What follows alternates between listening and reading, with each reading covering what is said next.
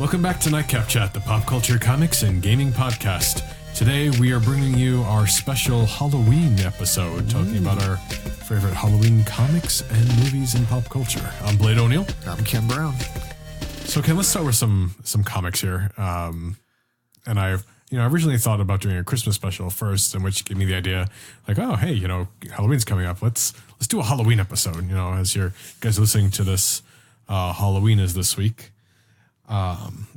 So there's a lot of great comics that are, I guess we'll call them horror themed. Yes. Whether they're vampires or Batman. But I mean, Ken, what is your favorite Halloween themed kind of comic book? Well, there was a great Joker comic book that just came out a couple of weeks ago that I was very impressed with. Which one was that? I'm feeling horrible because you might need to pause for a quick second. Okay. Because I'm not and fix your pop filter. into horror, into horror writers, but there was a really good horror writer that wrote this Joker comic one shot that just came out. Yeah. John Carpenter just wrote a Joker Year of the Villain one shot, and it's a story of Joker breaking out of prison. Okay. And one of the guys that's also at the psych ward, he takes with him and makes him into his sidekick. Okay. And it's hilarious because as the story goes, Joker puts on a Batman costume and gives the kid a made-up Robin costume, and he tries to pretend to be Batman and Robin fighting crime in Gotham City. And it's so freaking surreal, like Joker's mindset of thinking he's Batman. Mm-hmm. And then this kid's kind of going, oh my God, dude, I thought I was crazy. This guy's like absolutely crazy. But if I don't play along, he's just going to kill me. Yeah. And so this kid's realizing he's not as crazy as he thinks compared to the Joker. Interesting. But so he just more or less plays along that he's going like, man, the Joker just takes him on these dark crusades as Batman and Robin, and like where they're more or less killing people that are committing crime because Joker thinks Batman would think this would be a bad guy, and this is what Batman would do. Okay. And it's just so good the way it's written. Yeah. But then the Robin sidekick starts realizing he's not as crazy as this guy is, and it's sickening him of what is happening here. And so he just tells Joker's like that, dude, with all due respect, you're crazy. What I mean? But I can't do these things with you. And he goes, oh, chum, it's like, you know what? If this is what you decide that you want to do, you go ahead and you live your life. Okay. And then Robin's kind of like going, oh boy, this Robin guy is kind of going, crap, dude, he's just not gonna let me go that easy. This guy's crazy. Mm-hmm. And I can't remember, I'll have to reread it again, but he realizes like that, oh crap, my mom's in danger. Mm-hmm. And he goes to his house and Joker's got his mom tied up. It's like that, oh no, it's like that, are you sure you made the right decision of deciding to go out on your own and be your own hero? Mm-hmm. Well, here's your chance. And it's almost like that, oh crap. So he, more or less finds, gosh, dude, I have to read the end of the story now again, but it was like, if I remember correctly, he did save his mom, and Joker said, toodaloos, and think about what it means when you're out there on the street, because Robins are not always my best friends. And it's kind of a, like, it's a good ending because John Carpenter, you're thinking like things are going to turn out, like, oh my gosh, this is going to become like the death of this kid's mom. Yeah. And, Joker does leave both of them alive at the end of the story, but just kind of like think about who you're messing with before you make bad choices. Mm-hmm. And it's just like, and the kid kind of realized like that he's not quite as crazy as he thought he was, and that he does have a future for himself. And, if there's crazy, then there's super crazy. Yeah. And so it was a pretty cool story, one shot that I was pretty impressed with. Did not expect to be that impressed with reading it. I mean, Joker's a great character for some of these, horror types. I mean, horror is probably not the perfect word for some of these comics and movies that we're going to talk about today. Because just like you, I'm not that into horror or scary movies or anything like that. But it's got to be good psychologically, not just like blood and gore for me. But two of my favorite Marvel characters are Blade and Ghost Rider. Yes. And they have a lot of those, like things like vampires and stuff. Like I'm cool with that. Yes. Did you read the new Ghost Rider #1? No. It's pretty good. And Johnny Blaze is back, right? Yeah, Johnny Blaze is the king of hell now. It was tempting. But I've been so distracted with X-Men. Yes. But I did pick up what was it? It's Blade, Ghost Rider, Angela, Strike Force. Yes, how was that? I didn't get a chance to read that. I haven't opened it. I haven't, and I have the Van variant too. Yes, because it had Blade on there. Because I mean, my name is Blade. Like I can't help but like Blade. Yes, but I do have Tomb of Dracula number 10. Which is first appearance of Blade. I've read that. Yes, that's cool. Yeah, number 13 is his origin too, which is really fun. Is it? Yes. I wonder if I have that. Yeah, I know it's in that essential Tomb of Dracula that she brought out. Yes, I saw it in there. I was like, that's kind of cool, dude. The first appearance and origin of Blade in there. Well, I don't want to keep reading my first appearance of Blade. Yeah, you got it right here. It's a nice book, but those Marvel essentials are amazing. Are essential. Reference. Yes, this is good for just reading. Yes, and they're usually pretty cheap to pick up, and you can read some iconic books if you just want to. Kind of get ahead of your lore. But I mean, Tomb of Dracula was like a flagship book, for Marvel for a long time. And actually, Marvel did a lot of horror stuff. Yes. I want to say even before superhero stuff was even big. So like the horror genre, especially in after comic World books. War II, the war kind of ended. And there was a sensitivity of any kind of like superhero fighting other countries in the name of war. So they started going more into romance and horror books and science books. Yeah. And this like supernatural, any type of thing. And horror genre took huge foot in the late 40s, early 50s until the horror genre and the crime dramas got way too violent that the psychologist that wrote the book Seduction of the Innocent started more or less blaming comics for violent tendencies in children. And that really kind of took a huge hit on the horror genre in comics. See, and it goes to show you Comics Code approved with any type of thing on it. And it goes to show you that even back then, like people were looking for outlets to blame people on just what really comes down to poor parenting. Yes. But before we get too political and whatnot. But luckily Swamp Thing and Man Thing and, some other cool things came out in the 70s where you had a little bit of a horror revival. Yeah. In the 70s, absolutely. which was great to see. And I think it's about time for another horror revival that is creepy horror storytelling like they've always done. Boy, it's do you know what I mean? There's stuff out there like Crossed now that I think is too over the top. That's more like that's just society breaking down storytelling. Yeah, I mean, but you got books like Priests that I would argue. I mean, they're not horror, but Preacher, they kind of. Oh yeah, what did I say? Priest. Yeah, well, I'm sorry. It's all right. Oh my gosh, thank you. That's all right. That's exactly what I meant.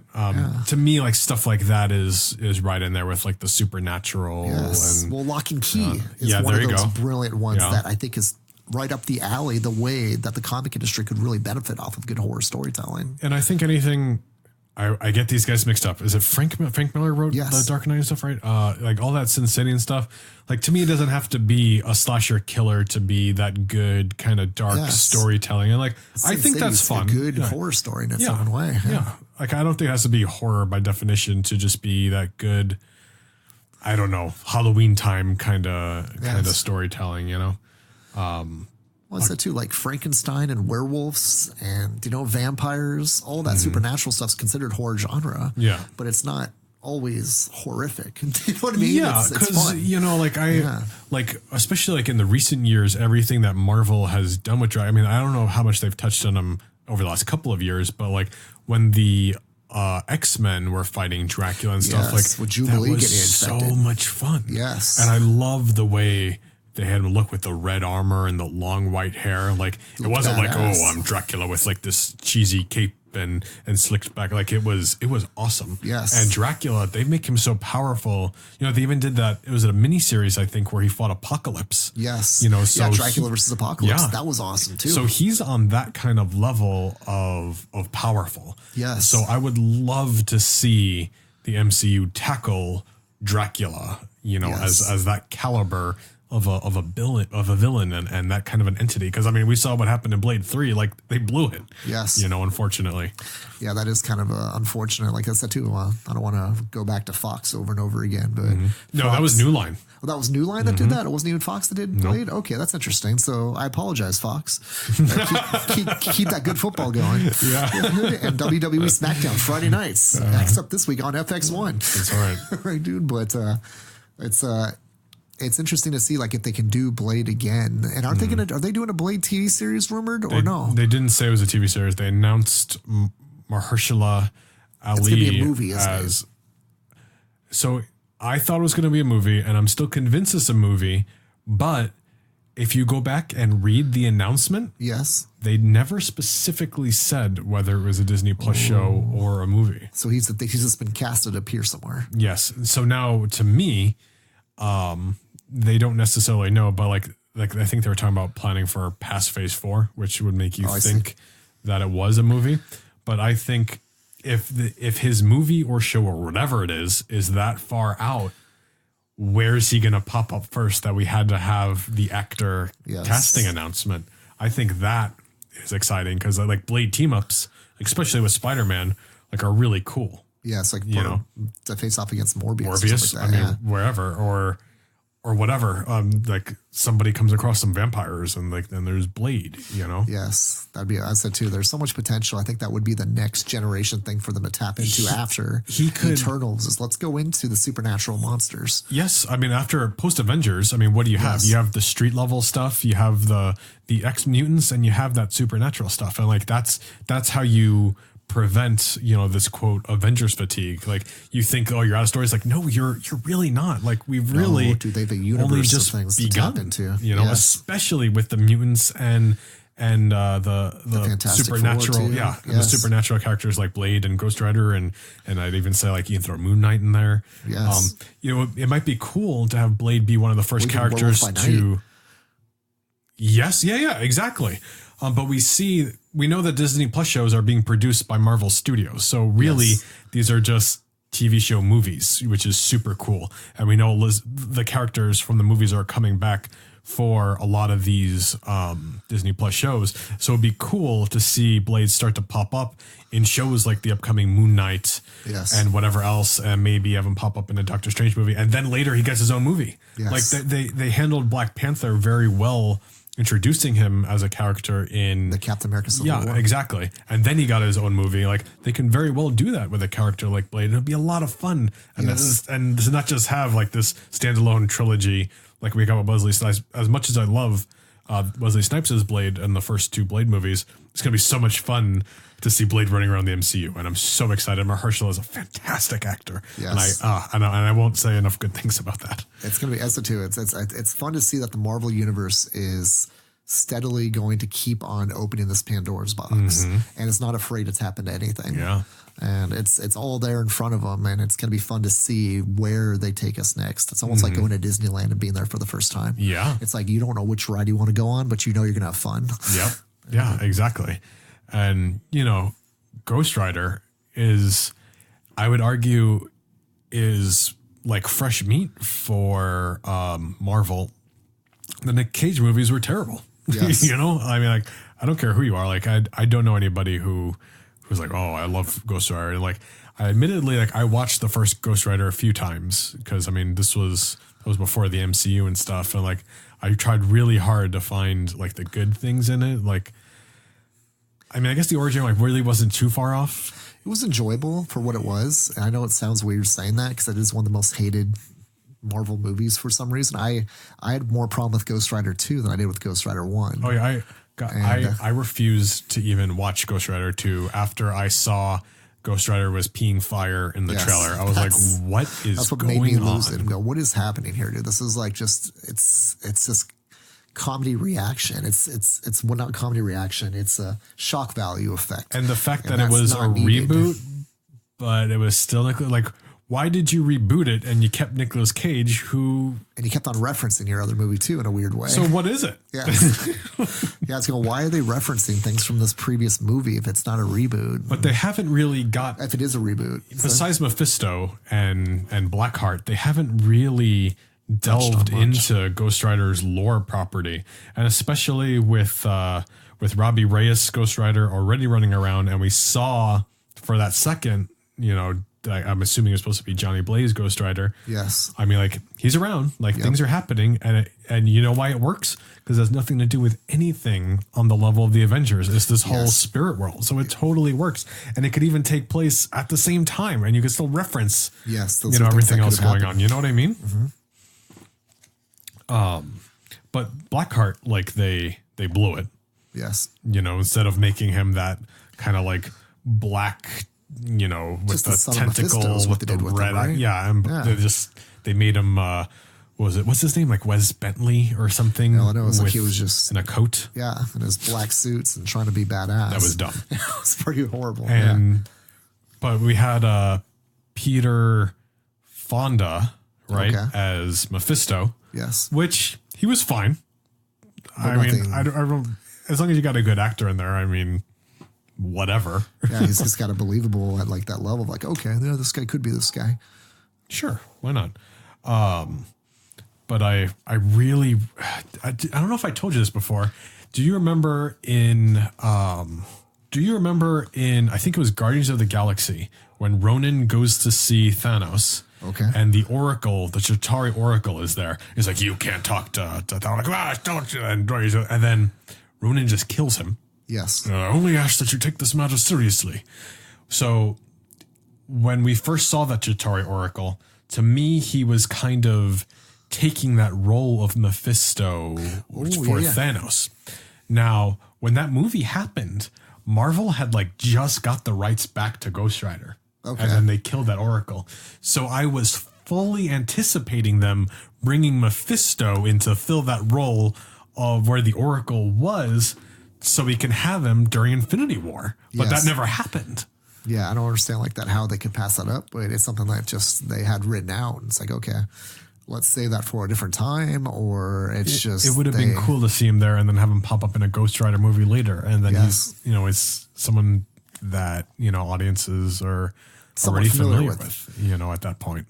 Yeah, it's like that laying that little bird seed up to like going tracing all the way back to that. It would have been awesome. Mm-hmm. I think like Mephisto is something they can manifest at any time from scratch. They can. And it's just like that. How can they establish him in a Ghost Rider movie that will help lead to him being a threat to the whole Marvel universe? I think Mephisto is one of those characters that you can really play with the sandbox with of like, what the heck is everybody going to do against this guy? Oh, yeah. Because he's not from this realm. Yeah, Doctor Strange may be able to tweak with him a little bit, but that's how you make Ghost Rider super important. That's how you make like Blade super important, because they're dealing with this supernatural element that regular superheroes have no concept of what this is. And maybe yeah, exactly. And maybe the next iteration of like the Defenders or something can deal with it. There were rumors that they were going to be dealing with Mephisto at some point anyway. Yes. Not the Defenders as we've seen them up until this point, but maybe some iteration of the next crossover. Because I mean, we've got She-Hulk coming, we've got Moon Knight coming. They could even trace it back. That Purple Man was a disciple of Mephisto. Because he was so freaking evil. I mean, it's like that there's more or less soldiers that Mephisto's put on Earth. Interesting. And sure. I mean, those are Purple Man is enough of a throwaway character that I don't think that would bother me too much. Yeah, there's some of those characters that are, defeated were actually demons put on that Earth or possessed by Mephisto's demons. And after he, allegedly got killed by Jessica Jones, we saw at the end of season 3, the last few seconds, he's like, Jessica. Yeah, it's back. That could be one of those Mephisto demons, as you said too. It's like that Mephisto's granted him that immortality to do his work on Earth. But literally between all the iterations of Ghost Rider that are, and a lot of them are so great, to me, I would argue that, between Johnny Blaze and Danny Ketch and Robbie Reyes, you can give them all even the female Ghost Rider too. Yes, and I couldn't think of her name. That's why I skipped it. But I would argue that they're all good and fun. And I said, the flip side of that coin is I don't really care for Venom if it's not Eddie Brock. Yes. You know, and each Ghost Rider has its own rite of passage that you can follow story-wise. And we already established the multiple Ghost Rider thing. So like, let's run with this. Yes. You know, let's do it. Yep, absolutely. Ghost Rider's going to have a huge following once it hits. Yeah. Because one thing I do know about Ghost Rider fans, they are super, super loyal to Ghost Rider. I mean, it's I don't know how you could say a similarity I could think of to a cult following, but kind of, I would say comparatively, Ghost Rider fans are just as rabid as Venom fans in their own way. I love Ghost Rider. Yes. And he's got like that. He's got his following of fans that will be all over supporting that. And I wish I had more. Jones. Okay. Yeah. The female Ghost Rider. I think what's kind of put me off on like collecting more Ghost Rider is how expensive the first appearance of Ghost Rider is. That's like evidence, to me, though. Yeah, it's super cult following that's beginning to blow up because absolutely. It went from being like a $300 or $400 book in Marvel Spotlight number 5 to about $1,200, about $1,500 within the past 2 years. Yeah. And I just can't do it. Yeah, I can't do it anymore either. I was going, man, I should have got Marvel Spotlight number 5 again while I had the chance. But I mean, it's okay. You know, we'll have the new comics, the new movies, but it'd be so much fun to see Ghost Rider like really get some justice. And you know, with Loki, you know, gone for the most part, except for this alternate reality that we'll be visiting with the Disney Plus series. I mean, like Mephisto can really fill that kind of role. Oh yeah, I think there's 2 major potential villains. Like you're right on with Mephisto. And then number 2 is going to be Kane, because Kane's that time travel element that they hinted on in the Thanos Infinity. Absolutely, the end game is like Kane sees time, and seeing time altered in that way. That it was an Endgame. Yes, he's going to open that up. It's like that. Oh, I could play with this time frame too. I think that was the jumping off point for King's involvement in the MCU, because once they started messing stuff up, because now what happened with Loki creating this alternate timeline where he gets away with the Tesseract. Yes, that's Kane can witness all that because he's from the future and he's mastered time travel. And how cool is that going to be like that? How's Kane going to manipulate these, like what they did so well in Endgame of like looking at different points where they can access time and Kane is, I don't know how you would say it, but he's going to start creating chaos that they don't understand. Like imagine that's a way to bring Robert Downey Jr. back into the story.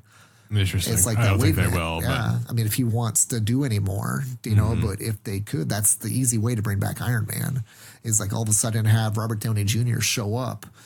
And it's not actually Iron Man, it's actually Kane who saw Tony Stark die.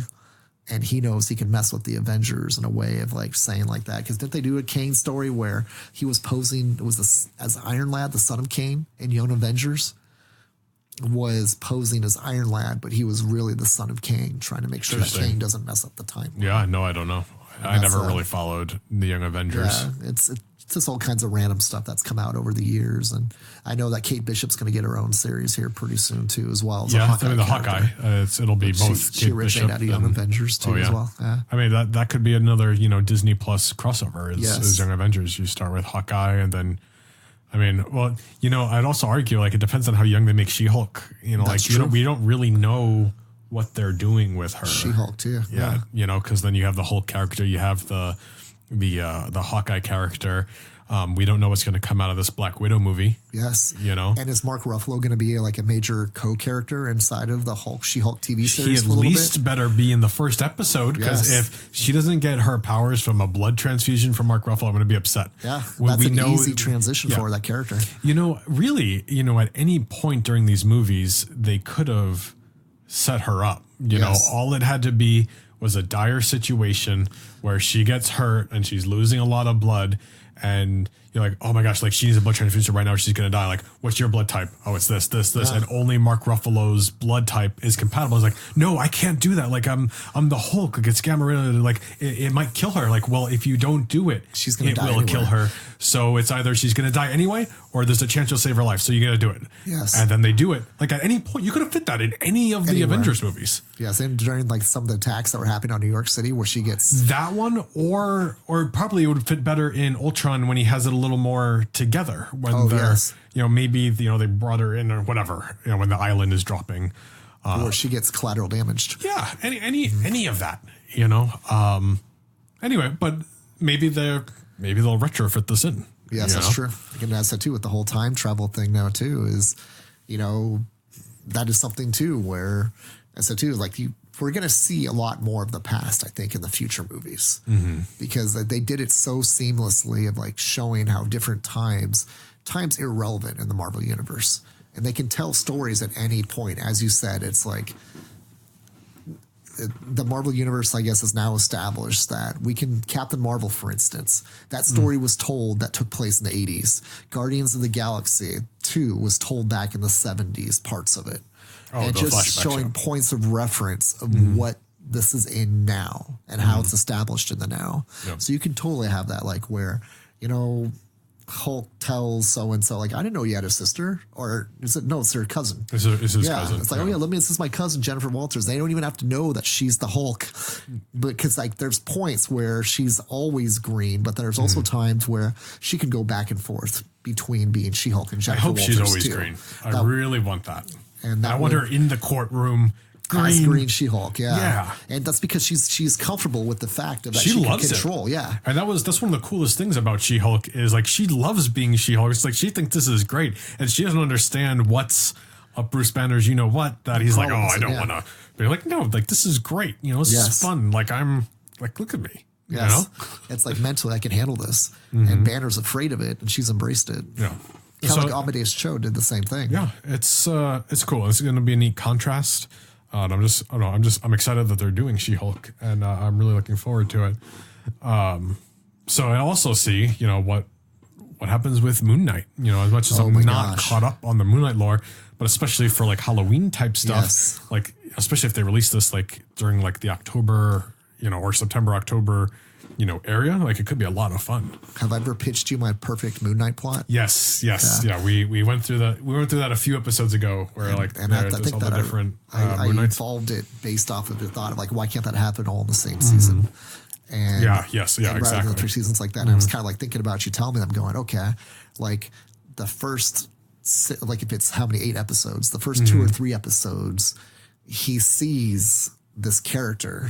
The guy that's Mark Spector sees this character going around town and fighting crime. Do you know what I mean? It's kind of going like, why is he, on the more or less investigating what this is? And then in the second one, you have the taxi driver seeing Moon Knight, around, and he's always there at the last moment. Do you know what I mean? Then the third time, you see the 2 people that have witnessed this superhero that they're seeing inside of their city. And then by time that last episode hits, everything starts forming together that it's him remembering everything that he did. Yeah. And then that final episode of that season is you realizing that all 3 characters are the same person. I think that would be freaking epic to see as that develops that way. And then all of a sudden, like that's your Legend of Moon Knight being witnessed by you, the fan, but then also from the fact of you're seeing the adventures from like I guess the third act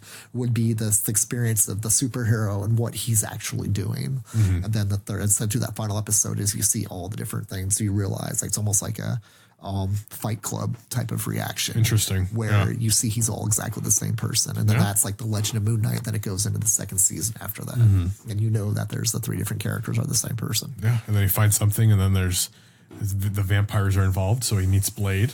Yes.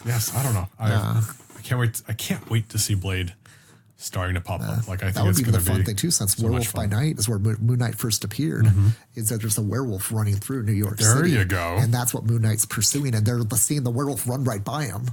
At times, like the taxi cab driver or the person that's and maybe the like Mark they're finding Spector, like Bruce Wayne, Mark Spector type of thing. It's like the thing lands on his car.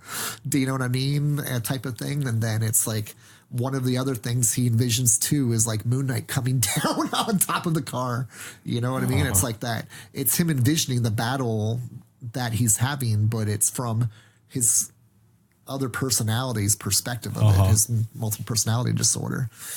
It's so crazy. And then you used to have the life of like, okay, one of these guys is like the Bruce Wayne playboy.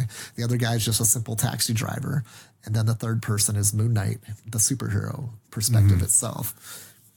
you could also like have him start to come across like the aftermath of like a werewolf attack. Yes. And like Blade thinks it's a vampire. So Yes. he starts to go after her, and then maybe they fight because they're like, no, what are you doing? Like, you must be helping the vampires or whatever.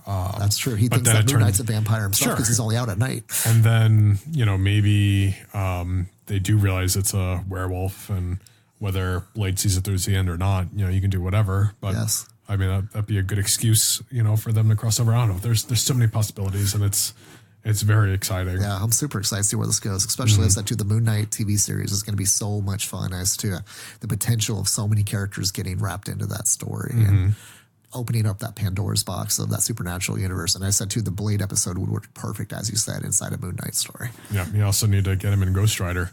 Because Yes. I mean, and Ghost Rider is another one that's really fun when he teams up, with other people. And this whole time I've been trying to think of what I have a comic. I don't know if it's a Ghost Rider comic, or a Daredevil comic, or a Spider-Man comic.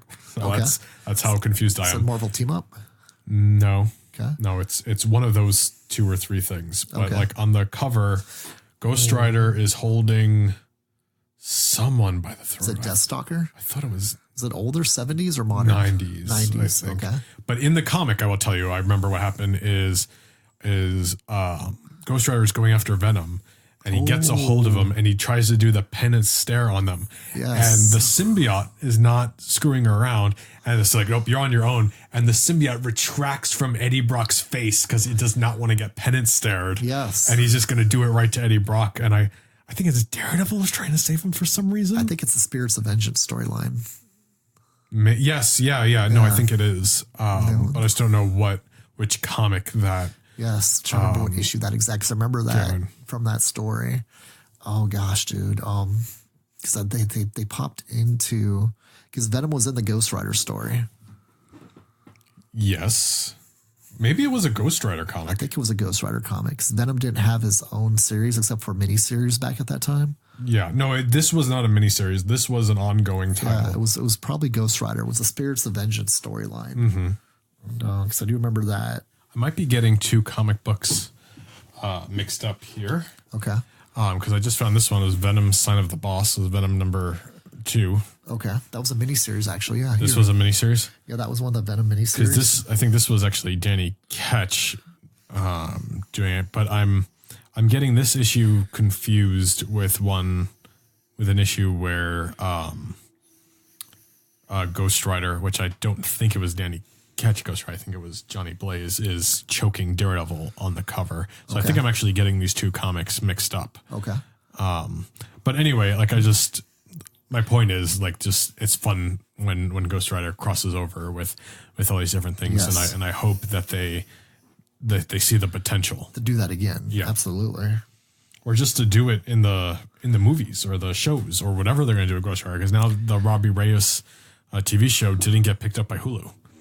Oh, really? Yeah. So Wow. we'll see if That's that interesting. pops up somewhere else or what the deal is. Wow, that would be awesome. See that they pull that in then too, because they have other plans maybe for it.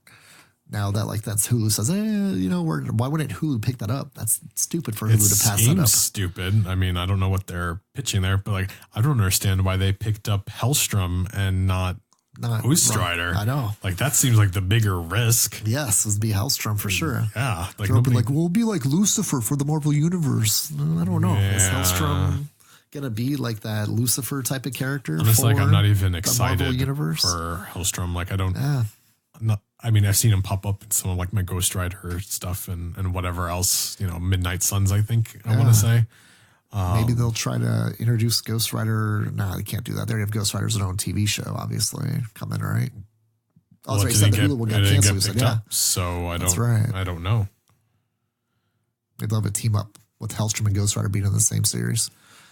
I was hoping that was what's going to happen, but like Midnight Suns is actually being brewed that way. I would love for them to do a Midnight Suns crossover like the Avengers. Have that be Blade and Ghost Rider and Mephisto and maybe after a whole run of Johnny Blaze's Ghost Rider, you have someone else be Ghost Rider. And you have Johnny Blaze with Danny Ketch Ghost Rider or something. It doesn't even matter.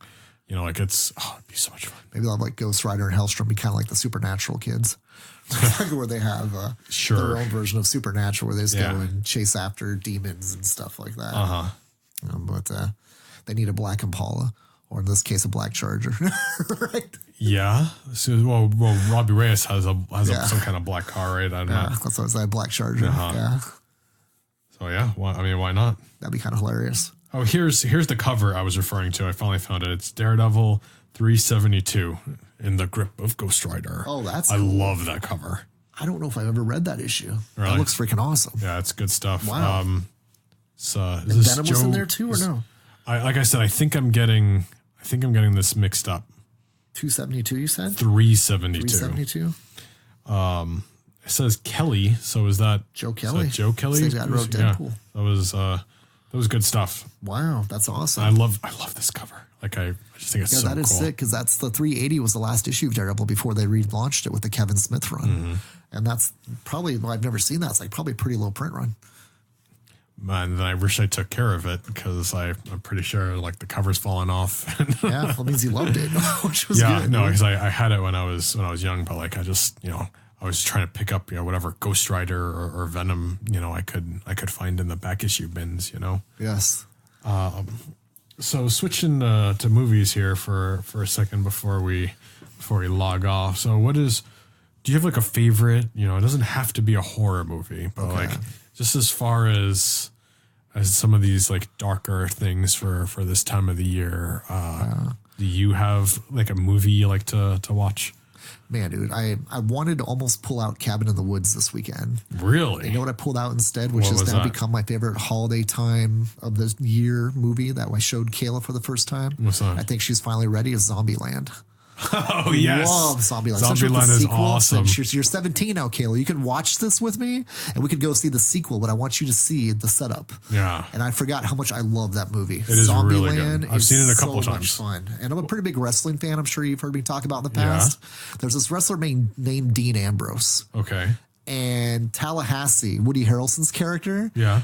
I swear, like if you studied the character development of both characters, I can almost guarantee you that Dean Ambrose stole his character off of Tallahassee from Zombieland. Okay, interesting. They have exactly the same type of personality. Okay. It just cracks me up. If you watch Dean Ambrose and think Tallahassee from Zombieland. That's funny. Or now he's called Johnny Moxley because he left WWE. He's over this new brand called AEW. Okay. That is 110% Tallahassee from Zombieland, except he doesn't wear the hat, the cowboy hat. Zombieland is awesome. Woody Harrelson makes that movie oh for my me. Gosh, 110%. And it's completely changed the way I look at snowballs. Yes. Every time Twinkies now, dude. You need Twinkies. Not that I don't even like Twinkies, but like I just can't help but every time I walk by snowballs, yes. snowballs. Yeah, he hates snowballs. I hate snowballs. But Michael Cera, I mean, it's hard to believe that's Lex Luthor. Do you know when he watched Still a bad choice. I don't care but it shows his range as an actor. Sure. Do you mean like that's something too? Like if after seeing Zombieland again and then thinking about Lex Luthor Superman, that's two completely different types of characters. Yeah. And that shows me like Michael Cera's got more range than I even imagined. It's just hard because he looks like such a nerd. I mean, like your looks only take you so far as well. Like no matter what your acting chops are. Yeah, and Emma Stone becoming Gwen Stacy down the road too as well. Yeah, no, that's pretty funny. That's pretty fun. And Woody Harrelson he's in Star Wars. Yes, and Guardians of the Galaxy. And Venom. Oh, he's in Venom. Yeah, he's Carnage. So all these guys are in Marvel movies now. Was he in Guardians of the Galaxy, right? Or Star Wars? No, he's in Star Wars. Yes, you're right. That's what I'm That's pretty funny. Yeah, it's pretty Marvel's Star Wars. Yes. But Am I wrong in saying who's the young sister? That's not. She is also. I did some. She was in Scream Queens. Oh, okay. She's not who I thought it was. Also in something else too that someone mentioned to me. So I was going, man, she's not Hit Girl, right? No, that's not her. That would be awesome if it was. Yeah. But she was in Scream Queens and someone not Game of Thrones. But she's going to be obviously in the news. Was it The Walking Dead? Maybe. No, I'm making stuff up now. But anyway, yes, I forgot about Zombieland. It's a great movie. Lots of fun. And how about like Bill Murray playing himself? That was my favorite parts of this. He wants to check this out. That's so reaction. Funny.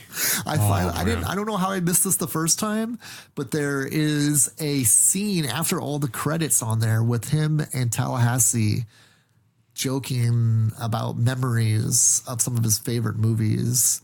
Oh, at really? the end of the end credits. I think I missed that too. I'll have to go back and I just caught it for the first time when we were watching it this weekend. I'm going, oh my gosh, dude, this is so priceless. I can't wait to go see Double Tap now. I hope the sequel is even good. Oh, it was funny quoting some of the rules while I was watching with before they're happening. That's going, okay, Kayla, remember double tap. Double tap. Always double tap. Put on your seatbelts, Kayla. Put on your seatbelts. So my favorite scenes was the mom trying to get away in the minivan as all the birthday party kids zombies are attacking her minivan. And it's just so much fun stuff in there like that.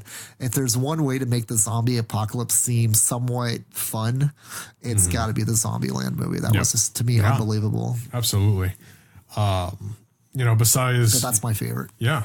Besides, remembering, The Walking Dead first starting out around Halloween time, which was a great way to launch it. And yes, I don't watch it anymore, but that freeway scene in Zombiesland, I feel like that Kirkman did homage to that, where all the cars are broken down on the freeway. It almost looks to a T the same setup as some of the walking that they did in Walking Dead down the freeway. Yeah, absolutely. Go ahead. I didn't mean to interrupt you. No, you're all good. But that has a special place in my heart. But I love watching Rocky Horror Picture Show during Halloween. We won't get too much into that. You've seen it, right? Yeah, another classic. Cult classic, fun musical. But I also love Bram Stoker's Dracula. Oh, nice. That's awesome, Have you seen that? With Gary Oldman plays Dracula. I'm pretty sure I have. Keanu Reeves is Jonathan Harker.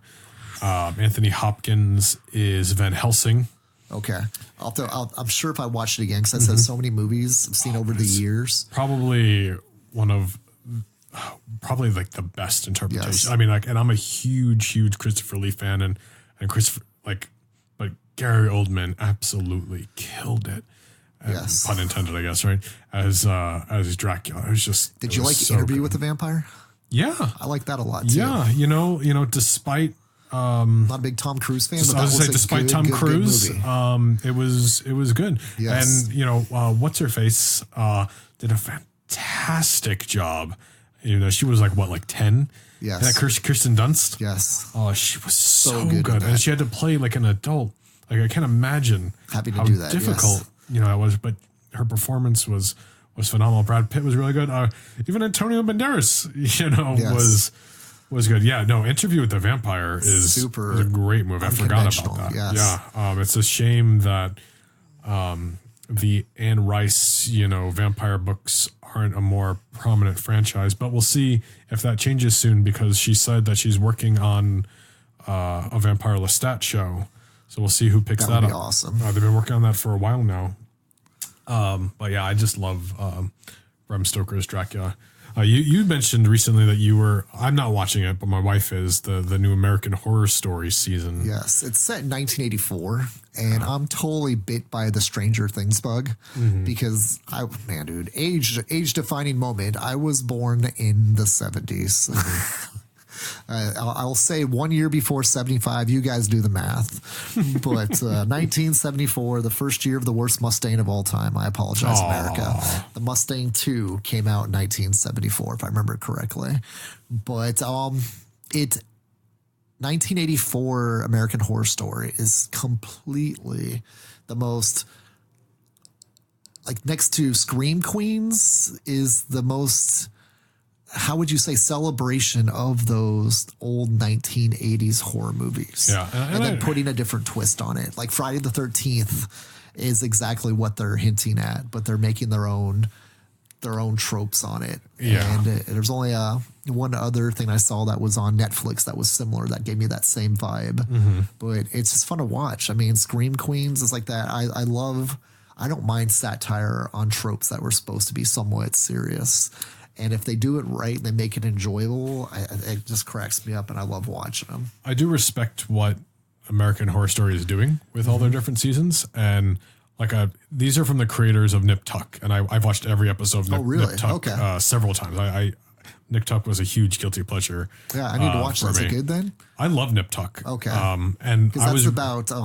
it's about two plastic surgeons. It's got it's the guy who played Dr. Doom in the original Fantastic Fours, McMahon. Is it on Netflix Julian or McMahon. Hulu or anything? Like, can I? I'm not sure. I have them all on DVD. That's how I watched them. But I was really excited when American Horror Story, they said from the creators of Nip Tuck, and I was like, I love Nip Tuck. Like, I'm all about this. So I watched the first season, and like, I loved the trailers and everything, but like to me, like I didn't care for it. And then by the time season 2 rolled around, I didn't care for it even less, and I stopped watching it until Hotel came around, and I don't remember the season number for that, but I like Lady Gaga as a musician and an actress, but she was phenomenal as the Countess. But that whole season was so good. Okay, so I'll go back and watch some of the earlier stuff because this is the first time I came into contact with watching HS. And you want to talk about actors who have some versatility? Is it Peter Evans who plays Quicksilver, right? Yes. And he's in the American Horror Story. He's in the current one, or is he in that one? Because I said too, the actor is the only one I'm familiar with. So he was in the first season of American Horror Story as some character, teenage character, but he's the guy who plays Quicksilver in the Fox X-Men movies. But he plays a character called Mr. Marsh in American Horror Story Hotel. Oh, I see. Okay, so I haven't seen that. But he has one of those. He's like a killer and like this owner of the hotel, and he has he's like the Norman Bates of the story kind of thing. Are they homaging? There's a little bit of that, but like he puts on this accent that's kind of what's it called? He puts on like this transatlantic accent and stuff. So he's got the kind of old timey way of talking, like I'm not very good at that accent, but it was completely different than anything he's done up until this point. And he's like this creepy kind of killer. And like, there was just so many cool things. And in the season that you're watching now, the killer in, you said 1984 was the year of that. That same killer takes place in one of the episodes when they have this Halloween night where all the serial killers come to have like a party. Essentially, that killer, he first appeared in American Horror Story Hotel. Now they're doing his story later on in 1984. So like, I gotta respect what they're still doing, and like they're doing their own universe, and it's so much fun the way they're reusing a lot of the same actors and actresses in different roles. Like to me, it's so much fun. And it's like, I don't want to compare it to like Kevin Smith because it's different, but like I think it's fun to work with the same people. But like I really respect like the world building and all the way they're handling like all the casting and stuff. Like I got to give them credit for that, even though I don't care for the show as much as I probably should. That's cool. Yeah, it's like I said too, is that it's fun. It's hard when I discover things that are already like 3 or 4 seasons deep. Yeah. And so now I need to go back and start watching that. Like, because they're standalone. Okay, they're standalone stories. But the way they connect. It's like through that is kind of like Brian Michael Bendis with the creators he uses. Sure. Like he loves certain artists like that, David Mack and Sarah Pacelli, or, like Michael Gaydos, and just different things that he'll use because like over and over each again. season is a standalone. They're their own stories. But the way like things like that connect, like that particular serial killer, I don't remember, like the things like that kind of make it feel like it's all within like the same universe, while still being standalone stories. So they're not sequels in any way. Yeah. But especially because that's a time jump. That's 1984. Yes. Hotel, was a modern story. As far as I'm aware, I think most of them were right now, but they were just tackling different things like in all parts of the world, between like the circus and the witches thing, it took place like in the churches, like it's, so like they're separate, but they're still connected in fun little ways. And you're encouraging me to go watch the rest of them. And I don't mean to, because I didn't like any of them, aside from that was always something too that I thought was fascinating, was the Salem witch trials. Yeah. And like that's like more fiction or type of things that they do with that. I think that's pretty cool storytelling that's not touched on a whole lot. Yeah, no, that's true. But now we have, I'd say it might be a fun this time of the year kind of movie. And now since it only came out a few weeks ago, is the new Joker movie with Joaquin Phoenix. Like it was kind of a fun, dark, psychological, messed up kind of movie. Yeah, that's definitely not a popcorn movie you're like on your, you know what? So the edge of your seat type of like what's going to happen here next. Yeah. But it's I've had a few weeks to digest the Joker now, and I did like it. Yes. And I said I liked it before. It was phenomenal. But honestly, like I like it even more now that I've thought about it. Yes.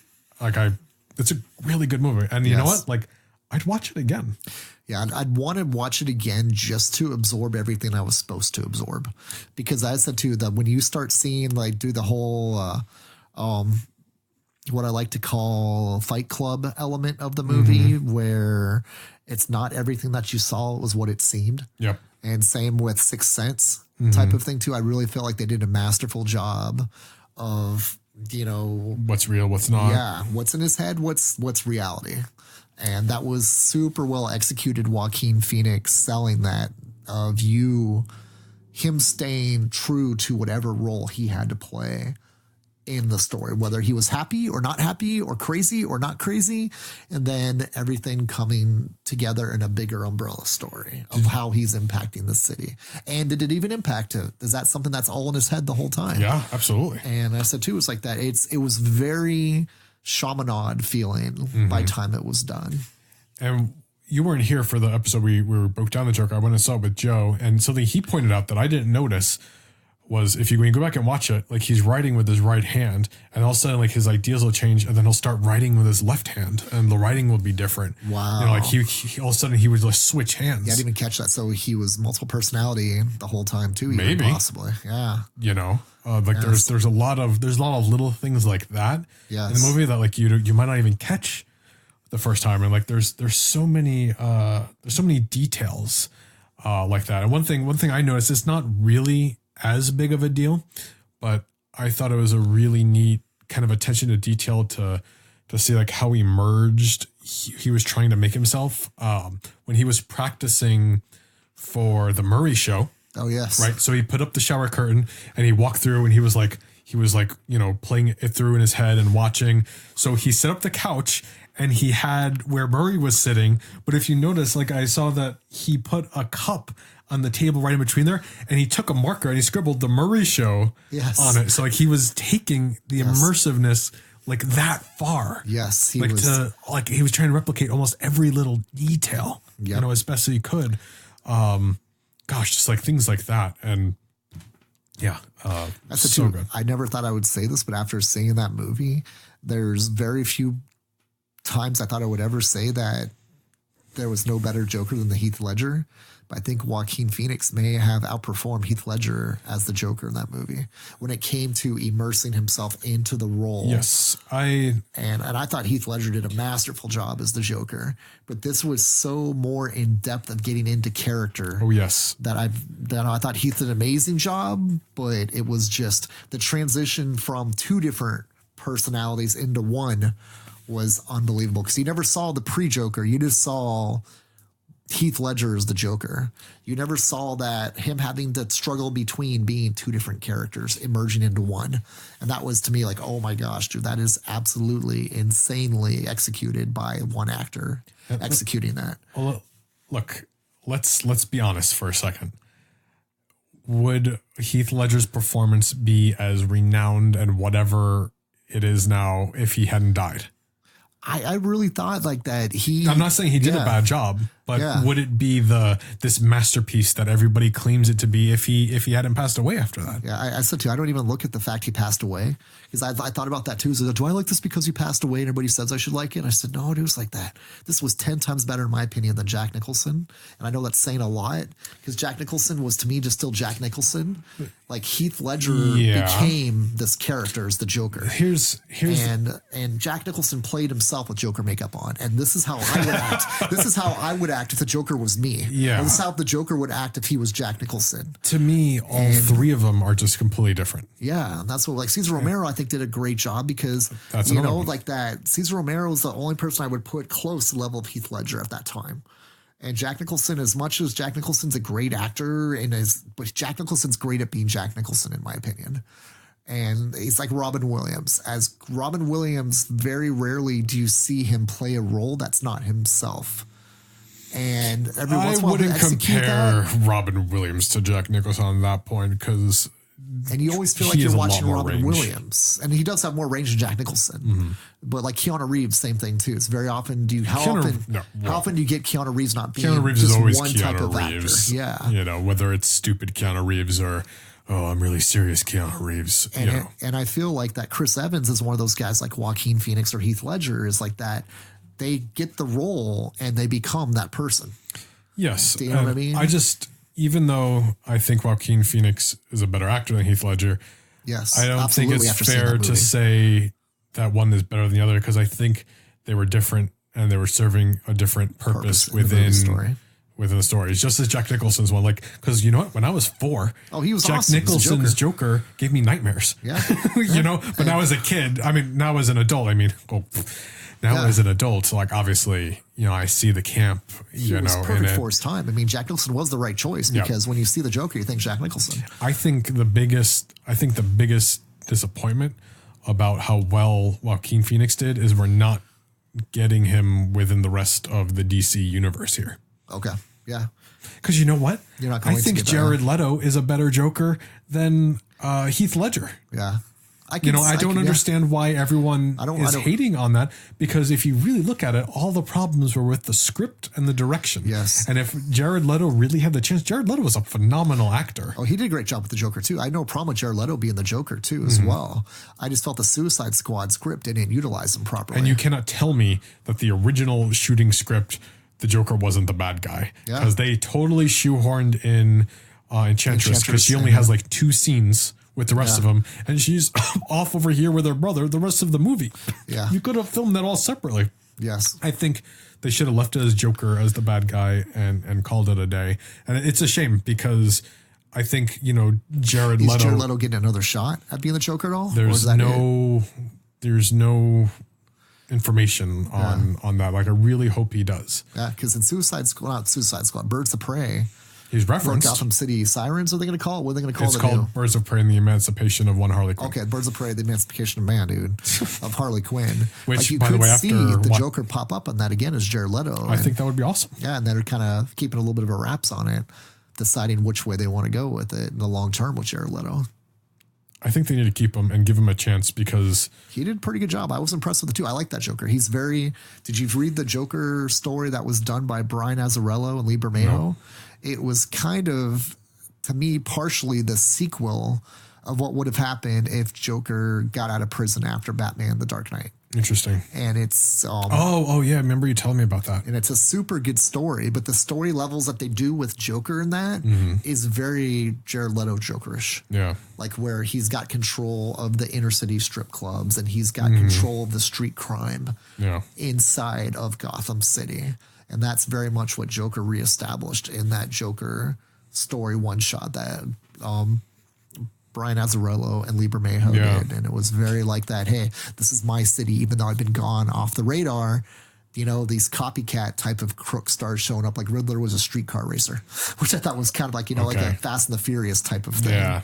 And Killer Croc was one of the security guards at one of the strip clubs that he was reestablished himself, that this is going to be my organization now. And just like, welcome back, Mr. Joker type of thing. And so I guess he had interest in crime inside of Gotham City. So almost like a little bit like what Jared Leto's Joker was inside of that Suicide Squad. Well, movie.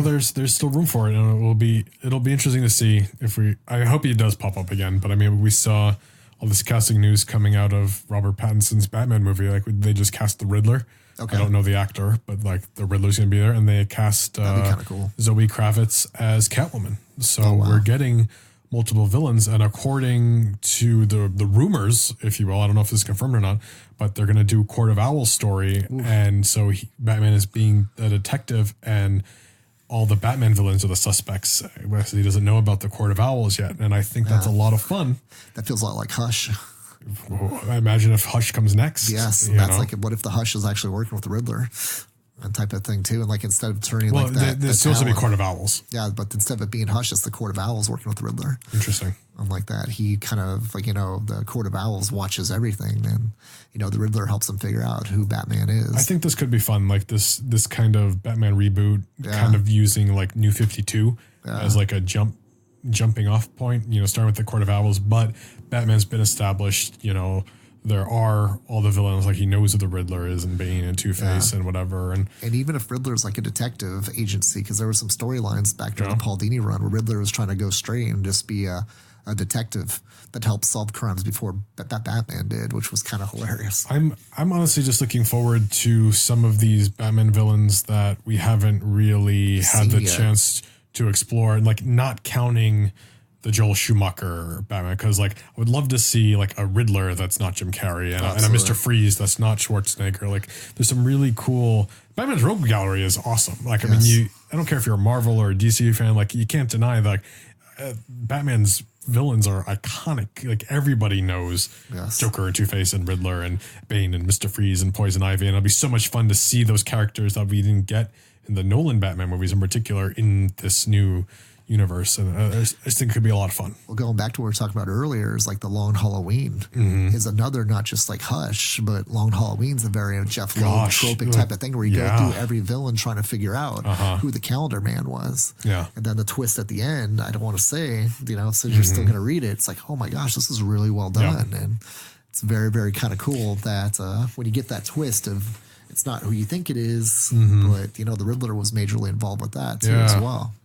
Yeah, and I was actually wondering, I was like, like, do you, like, it's a Halloween comic, like, do you do a Halloween movie? Do you do, like, what do you do? Like, do you, like, it's a shame Batman's that perfect superhero for Halloween type movies. And it's a shame that, Warner Brothers or whoever doesn't get their stuff together to really figure out more synergy between their movies and TV shows. Because, I mean, going off and doing some of these stories that you don't want to necessarily waste a movie on, but maybe it could be a really fun TV Halloween special. Yes. Like, awesome. I mean, why not? I'm really that was Star Wars back in the day. Remember back in the 70s, they did Star Wars holiday specials. Yes. And it's like, they didn't always go over. Yeah. But they're still there, and it's something they tried. And if it didn't work, well, at least they tried. And DC could do the same thing. Just because it doesn't work doesn't mean you should try it. I think if it doesn't work, then you find out it doesn't work. Yeah, I think they're on the right. Like Crisis is the perfect example. That's exactly what I was about to say. I was like, I think they're on the right pace with this Crisis on Infinite Earths. I just think it's an absolute shame that it's not a movie event. Yes.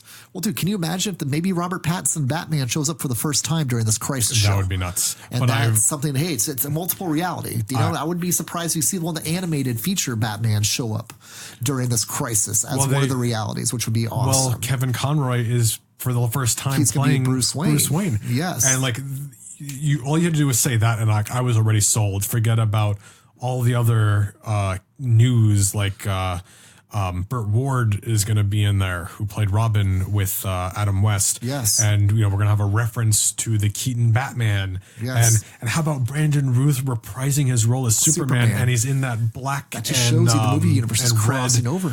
Kingdom Come Superman. Yes. Thank you. The Kingdom Come Superman. Like, oh my gosh. Like, now all of these reboots and everything, like, they still have their own Earths, if you will. Like this is one of the smartest things DC has done. Oh, absolutely. And they need to keep this up. Yes, this is the Pandora's box that DC's been waiting to stumble onto, and they can actually do something ingenious with this if they handle this right. Between this and Linda Carter's even being rumored to show up, and I don't know if she's going to be Wonder Woman, but she's going to show up somehow. I thought that didn't work out, but really? Dang, dude. I might be getting that mixed up with something else, honestly. But that would be awesome. The Birds of Prey TV series is going to be referenced in here, from what I understand. Do you remember the Birds of Prey TV series? Yes, yeah, that's right. Yeah, and I thought Tom Welling's already been announced. Yes, because he's going to be one of the Supermans in that. Yes. And they're bringing, I think, the Lois Lane from that show. That would be awesome. I can't remember her name, but yeah, I think she's supposed to be in there. If they have Michael Rosenbaum show up as a Lex Luthor, he's not. Dude, that would be so priceless. He said there was some controversy, I think, over that because he didn't want to do it. Okay. That's kind of crazy because he was the best Lex Luthor in all my Lex Luthors I've ever seen. Yeah. I really enjoyed him as Lex Luthor. Well, that's fun. It was kind of unconventional Lex Luthor, like him and Clark being such good friends and then kind of splitting away over time. Yeah. But I thought he did a really fun time as Lex Luthor. I don't watch Arrow or Supergirl or any of these shows, but I'm going to tune in for this because Dean Cain's going to come back into it too as well, and Terry Hatcher from understand too. Yes, I thought I heard that. No kidding. Yeah, Dean Cain from Lois and Clark and Terry Hatcher. I think that's lots of fun. No, I'm excited. I'm excited to see what happens with it. And they're doing everything with the anti-monitor and whatever. But we'll see. We'll tune in. I'm sure we'll talk about it on some future episodes here. Yeah, that'll be awesome material to talk about how that turns out. I got one last question I've been waiting to ask you all the time. What was your favorite Halloween candy when you went trick-or-treating? When I was a kid? Yes. That's a topic I've been thinking about for the past hour. I'm going, I got to fit this in somehow. That's great. Gosh, I didn't even think about that. Man, as a kid, what was your favorite? Man, dude, just to get my juices flowing, because I'm having a hard time with that. If I got a full Snickers bar inside of my Halloween bag, those were like gold. Okay. Any full size candy bar, when it came to the little miniature ones with the little mini boxes of Nerds. Okay. Because those you could last forever with those. Yeah. So now you're really, so I don't know if I necessarily had a favorite, and I think it kind of changed throughout the years. Reese's was definitely up there because I remember going to comic shops and getting Reese's cups. Peanut butter cups. Because I love Reese's, but I mean, I loved Nerds too. Yes. Skittles were awesome on my list. Jawbreakers. I liked Jawbreakers. I didn't like caramel. Crunch bars. Yes, Crunch bars are awesome. Hershey's bars and Kit Kats, I think, are my top. But now as an adult, I mean, like, I don't know if you hand out candy to trick-or-treaters at your house, but I now buy candy that I'm going to eat. And I don't know if that's a mistake or not. But I've got two 90 count bags. It's just half Reese's, half Kit Kats, and I'm handing out the Kit Kats first because I want Reese's. And you're doing like the better things. Like, I'm taking care of the kids. What was your worst? What was one you did not like getting the most? Yeah, no, that's a little easier. Anything with caramel. Okay, So I ate Snickers, but I didn't enjoy as much. But anything that had like Tootsie Rolls. That was my least favorite. Easy. My least favorite was the Smarties. Smarties. The little plastic bag part, like look like little pills, and they're fruit flavor, and then they taste like chalk. Yes. And it's it's weird because now I can tolerate Smarties a lot more, but it's going, this is the cheapest candy that anyone can throw. So you get a bag of like 1,000 for like $4. Yeah. It's like, all right, here you go. So that's probably and you would get like 75% of your bag would be Smarties because it was the easiest trick or treat candy. Yeah. That and candy corn. I couldn't stand candy corn for some reason. And now it's a little bit, I don't mind candy corn as much. I'm going, candy corn? Really? It's like candy corn? Okay, I guess that works. I'll take it. What was weird was getting it loose in the bag. And like, what are you doing? Like, and did you ever like that? Was it just me, or was every parent afraid you'd find some kind of razor blade or poison in the candy? In school, I always remember like, make sure your parents check your candy that there's no razor blade or drugs or whatever. And I never had any instance where there was any problem with any of my candy. Yeah, I didn't either. I mean, it's probably like one isolated incident, freaked out, the in media. Hoboken somewhere. Right. Somewhere in South Dakota or somewhere where it's just like that.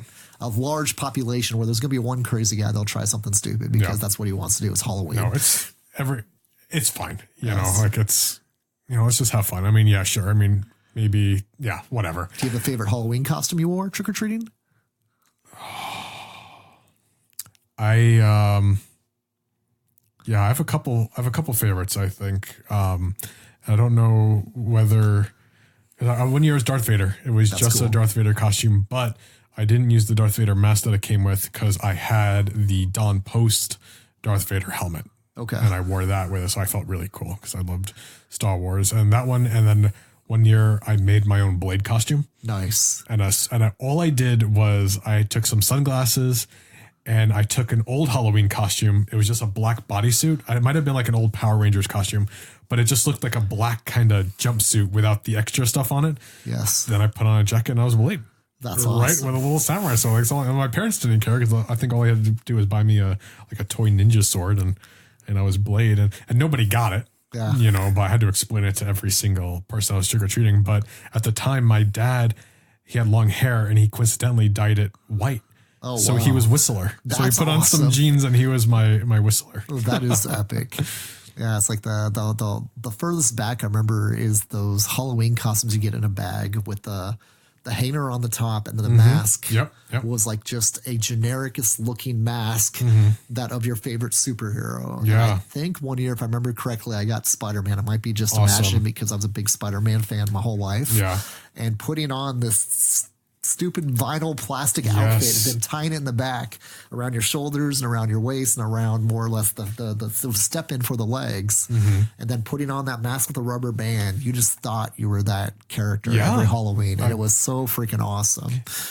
And so like how you look back at it now and how generic it was, but when you were a kid, like you really like, oh my gosh, this is the most awesome costume ever. I think my first experience with that was I think it was 95, 96. I was Wolverine. Nice. And it was based on the X-Men animated series. And like my only disappointment is that it didn't have claws. Yes. You know, but like it was, but my brother was Wolverine that year too. So we both had Wolverine costumes, and my cousin was Cyclops.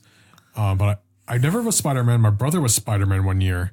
And I think it's a completely different year. I made a Green Goblin costume. Nice. It was right after the first Tobey Maguire Spider-Man movie. But I didn't like as we said on previous episodes, I didn't like William Dafoe's costume.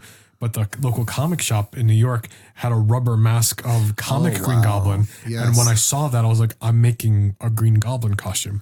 So what I did was, I bought 2 sets of green stockings. I used one for my legs, and I cut holes in another one, and I made little armbands.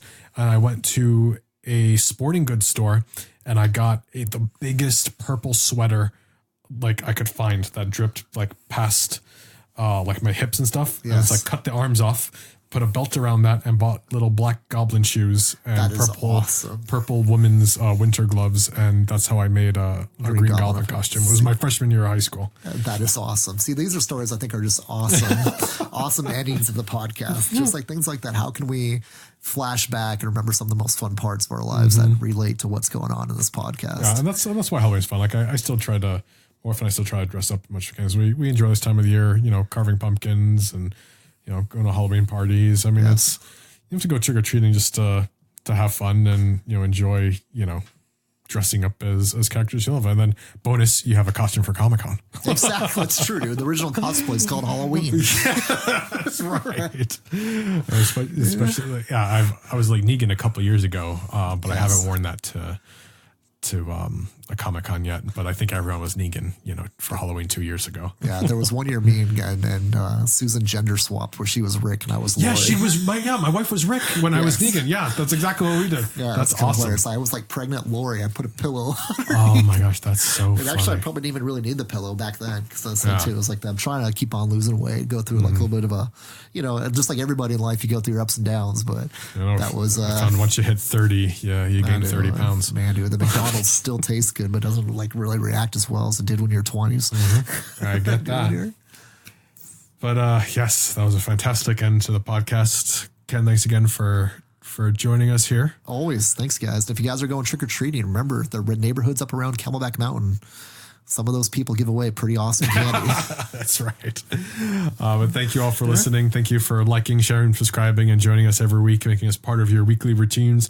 Don't forget to subscribe wherever you're listening to podcasts on iTunes, Google Play, Spotify, Podbean, YouTube, and wherever else you may be listening to this, because I see some of you listening on even like CastBox and some of these things I haven't even heard of before. Nice. And we're also on social media at Nightcap Chat on Facebook and Twitter, at Nightcap_chat on Instagram. And of course, Drawn to Comics, you can find us as Drawn to Comics on Instagram, Facebook, Twitter, and of course, drawntocomics.com. You guys love comics, come say hi, and we can talk the world of pop culture with you. We'll talk to you guys soon.